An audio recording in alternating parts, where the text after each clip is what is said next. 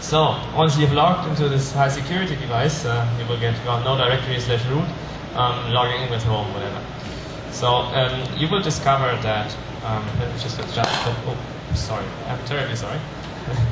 I've just adjusted the microphone. So, logged in, basically, well, you can do ls, and you see, well, there's a couple of directories. You can do stuff like df, and you see all the mounted file systems.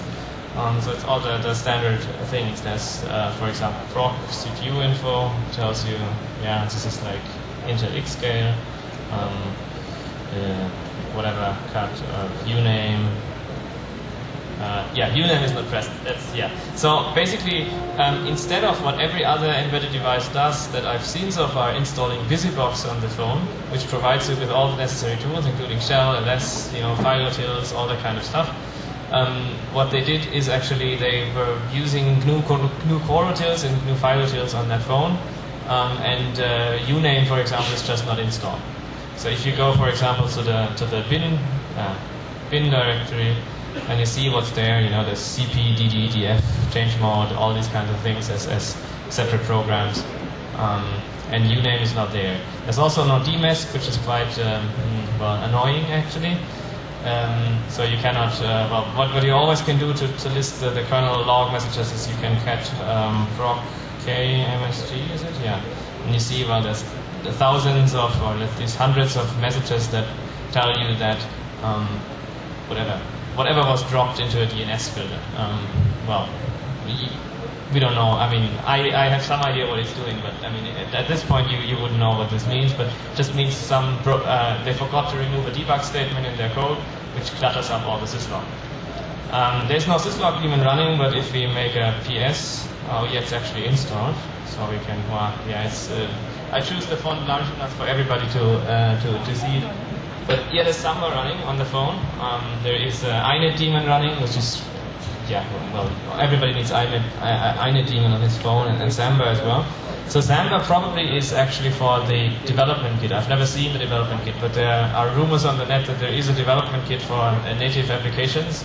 And probably this is the way how developers on a Windows-based development system are supposed to copy files onto the device.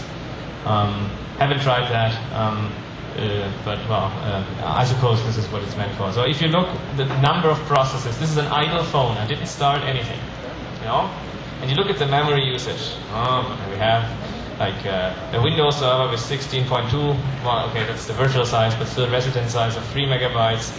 There is an AM process here, process ID 101, which actually needs 8.1 megabytes of resident memory. This is like this device doesn't have swap, and it has 48 megs of total memory, and then you have a phone application that uses 6.5 megabytes of memory, a database daemon that uses 21 megabyte virtual but only 3.5 real memory.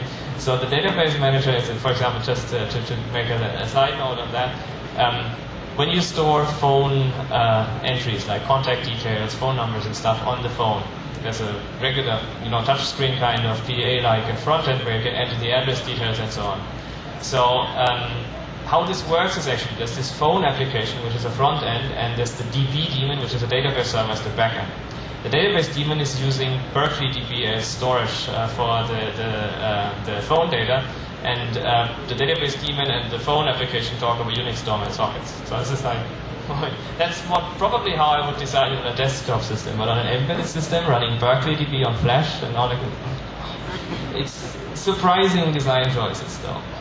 You could also have used SQLite or something like that. Yeah, so there's a multi-threaded database daemon actually, or it forks and whatever. So you see that. There's an MMC SD app, which I haven't really looked into it, but supposedly it does nothing else than detecting when you plug and unplug a module, flash card, which again needs 2.5 megabytes of physical memory. Yeah, lots of other stuff. So basically what this means is then when this phone is idle, almost all the memory is occupied. And there's this navigation software, when it starts, the first thing it does is it tells you, well, I don't have enough, or I'm running out of memory, please close other applications. It opens the task manager, but there is no other application that you could close. Because, I mean, the system applications are hidden from the task manager, just like on Windows. So There's nothing you can do about that. You can read that in lots of mobile phone forums related to that device. People complain about that. Yeah, there's also my stuff, which is very interesting, whatever it does. Anyway, so how did I manage to get the device into the USB networking mode? That's probably the interesting question. The way how it, well, basically technically what you need to do, I'm going to show it you now that we're in the phone. I can explain it easier, especially since I cannot project the screen of the phone on display. I tried to write some software for that, but it didn't finish for this presentation. So, but because basically what we can do is we can DD the frame buffer and send it over the network to the notebook and then could display it and show it on the projector. But as I said, I didn't finish that. Just came out yesterday, that idea. Yeah, are we in rock? Yeah. So there is a, yeah, I don't have tab completion yet. There's an USB switch file, and there's modnet is in here written. And basically you can echo modnet into that USB switch file, and it will switch the USB configuration into USB network. You can also echo mod ACM, and then it will switch into modem mode, or mod, I don't even know what it is for mass storage. But anyway, so you can basically, by doing strings on, or looking at the kernel source, I mean, you have the source code of that USB device thing in the kernel source code, so you can check it, the source code, you can see, you know, all the different values that you are allowed to write into that file. It's a case statement, and if, you know, but the string compares to Motorola network, then it does whatever switching to the network. So the question is, how do we, at a phone where we don't have shell access, and just some user interface, how do we write the string modnet into that file? That's the difficult question. There are multiple strategies to do so. One of them is, I don't have any idea about Java 2ME, but maybe somebody in the audience has and can give comments on that.